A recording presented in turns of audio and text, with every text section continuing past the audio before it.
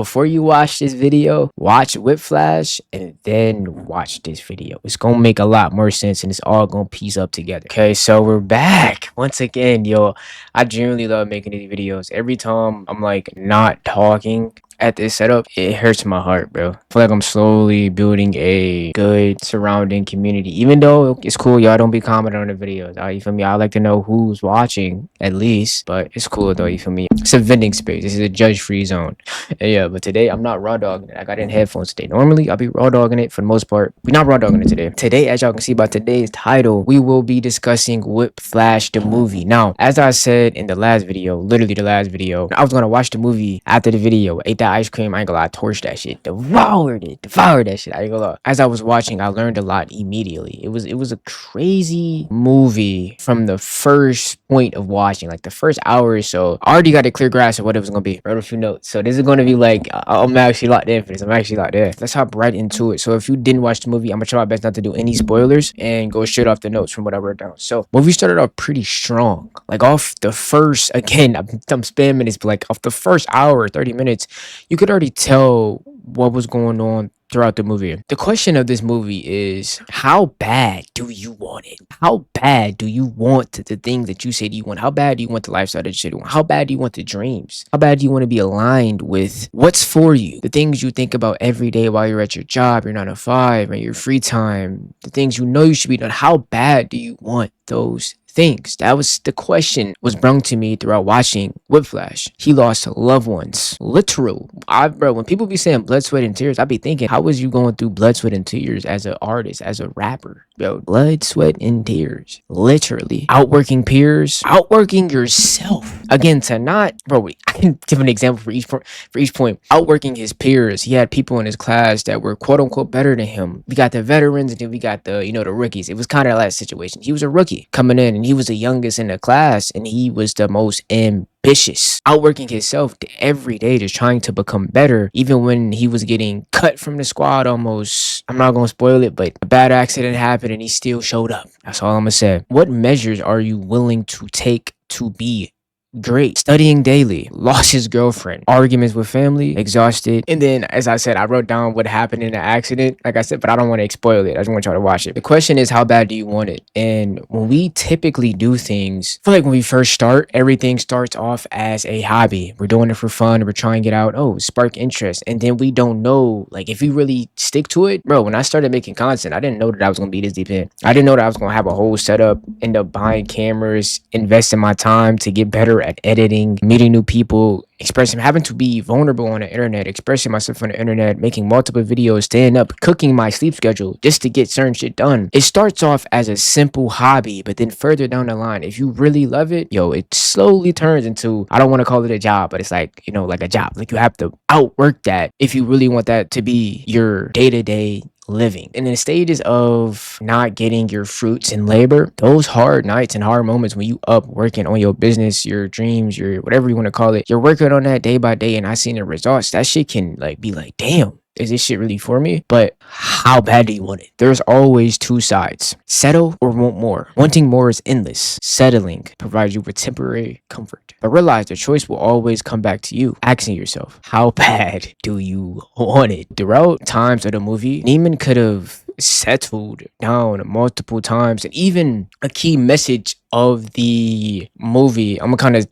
time skip ahead a little bit, but his harsh drum teacher, which his name was Fletcher, which is kind of gonna lead me to the next thing, so it's cool. But towards the end of the movie, his harsh Jim, literally gave him an example, gave Neiman an example of what type of coach he wanted to be. When you first watch the movie, Fletcher is like that harsh kind of coach. He goes hard on you. He wants you to be the best. He's pushing you to your limits. Again, blood, sweat, and tears, working in practice. At first glance, it's like, okay, I know what you're doing, but this is harsh. For instance, even if you ever watch Creed, the Russian dudes that Creed fought, the Russian dude's dad, it's like he's pushing him. It's like he wanted him to be emotionless, wanted him to become a machine.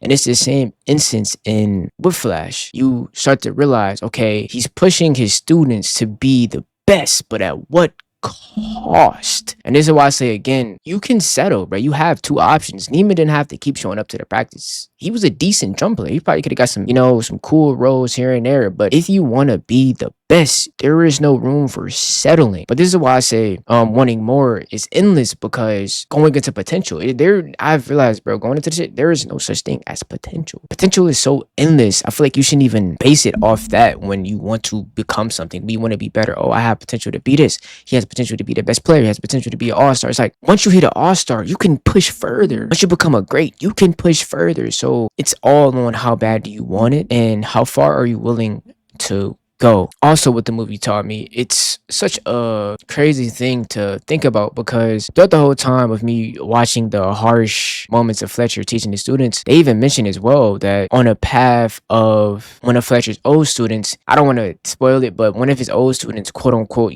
passed away, and it was because of the lifestyle that Fletcher took him down. Again, Fletcher is a teacher, the harsh teacher, if y'all getting a little bit confused. You kind of realize that Neiman, it could potentially go down that same path that the old student went down that passed away. It's gonna bleed into the next thing. Let's dive into the next thing. Let's talk about Fletcher. Is he good or bad? Good or bad teacher? It's all perception. His way of teaching is brutally honest, blunt, but it builds warriors, not to settle for less. And I'm heavy on the warriors because, you would literally think he's training these motherfuckers, drum players, by the way, to literally go to war. Like, he's training them to go to war, bro. And it's like, whole time, they about to just play some drums. But at the same time, I get it. I don't want to devalue being a drummer or musician at all. Like, that shit takes talent, hard work, and dedication to really get nice.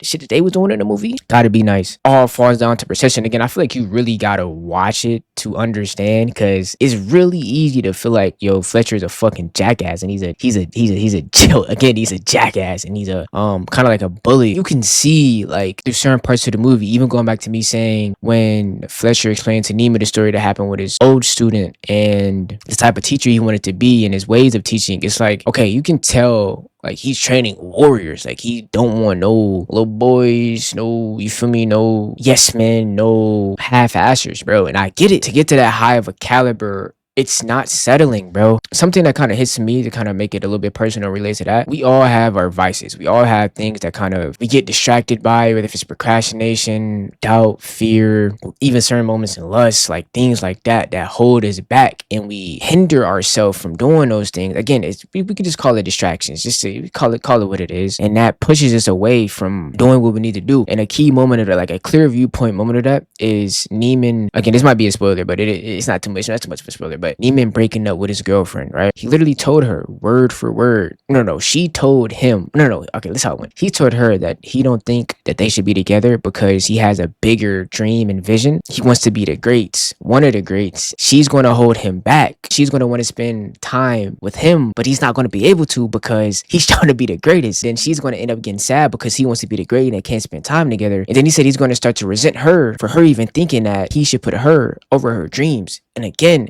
it's like the type of person I am, bro. I'm a very caring person. Damn, I've been into a lot of like situationship, bro. I did fall in love in like cool business days, 5 to 10 minutes, gang. You have to be willing to make that choice of like, like, is it gonna be this? Am I gonna settle? Be mediocre? Be average? Try to balance both, try to be 1 foot in, 1 foot out, and still do this shit and be the greatest? Or am I just gonna go full-fledged and focus on what's important to me so I can be good? And it's like, you have to be selfish. I feel like that's kind of what it is. You have to be selfish, but at the same time, it's not like a personal, like, it's not personal. I just have to do what I gotta do so I can do what I gotta do. And that's how I see it. But at the same time, it's like, damn, because again, emotional person, whether I express it or not, like, I'm very caring. I'm a calm person, and there's been times where I had stopped talking to certain people, and they'd be like, damn, like, even certain like something recently, it's like, it's like, damn. But at the same time, I told y'all about this a little bit if y'all been peeping the videos a little bit, but it was like, damn, because the whole time that wasn't a point. Like, I wasn't supposed to have this much emotion with this certain person, but it was like, cool, she cool. Taking this as a sign that, bro, you gotta focus on yourself. Because this is the same cycle for me. My bad if I'm going off topic a little bit, y'all, but I'm trying to relate it to like personal. I've been through these same cycles of like, bro, okay, you start talking to somebody, cool for a little bit, something happens, y'all stop talking, you get in your feelings, you start fucking up your emotions, and then it's the same cycle of you healing, and then you getting right back in the talking stage with somebody else. But it's like, I'm learning to just, okay, you can be cool with people, but don't push that, bro. Like, you gotta prioritize yourself, focus on yourself a little bit. Think it's me being avoidant in a way and not wanting to commit so strongly onto something, which is nothing wrong with that. In this case, Neiman in a movie, it was just straightforward that, and it's bluntly that option, because even his girlfriend said, she recited everything he said, and she was like, damn, so you can't date me because I have nothing going for myself, a regular college student, and since you have something going for yourself and you want to be the best, you can't be with me because I'm a loser. Basically what she said, reciting him, and he word for word said that's exactly that. I'm like, damn, bro, you hardly said shit. But at the same time, it's like, you have to be selfish. It's nothing personal, but you just have to, you know? And I don't even know how we got here, but that's a good point that I want to talk about. Going back to Fletcher, me personally, I don't think it's bad teaching. I don't think it's bad teaching. Again,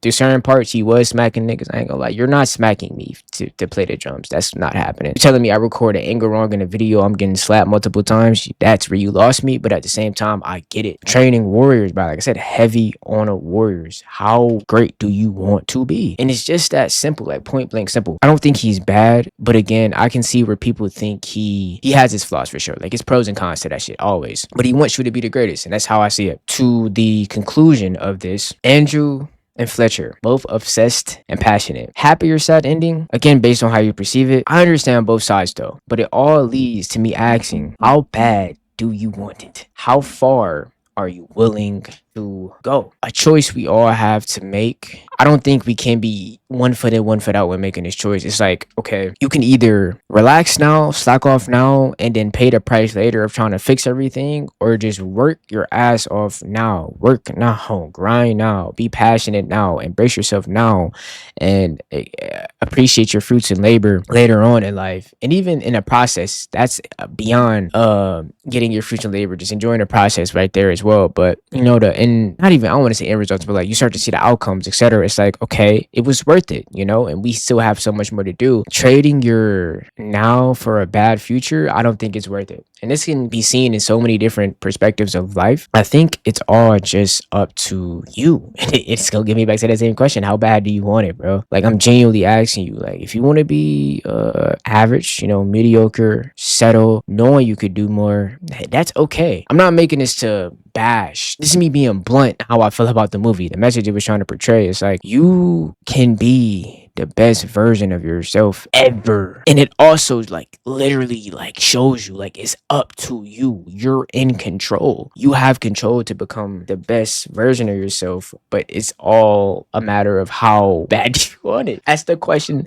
of the movie. How bad do you want it? And I'm gonna leave it there. I'm not gonna talk too much about it. That's just it. If you haven't watched it, I advise you to watch it and then come back to the video. I look at shit at the beginning. I look at shit said, I'm gonna edit this, so I might say that, yo, before you watch this video, watch WHIPLASH and then watch this video. It's gonna make a lot more sense and it's all gonna piece up together. Started watching this video, but you paused to watch the movie first and came back. Let me know your thoughts on it. How do you feel about it? And if y'all have any other movie recommendations, let me know, because I want to start making videos like this where I just, you know, I don't mind writing journals like stuff down about a movie and then talking about it. I feel like that's me just like another way of expressing myself and actually enjoying the art form of movies. I love films, so that'll be fun to do. I might make one on 500 Days of Summer because I watched that and I want to watch it's like another movie that's kind of in the same realm about a weightlifter, but I have to watch it. Yeah, I think it's Magazine Dreams. Y'all might know what I'm talking about. This was fun to talk about. For sure gonna do more. I'm gonna catch y'all, man. WHIPLASH, my review on WHIPLASH, unbiased. Invite y'all to watch it if I haven't watched it. I love y'all. I'm gonna catch y'all in the next one. How bad do you want it? It's that simple.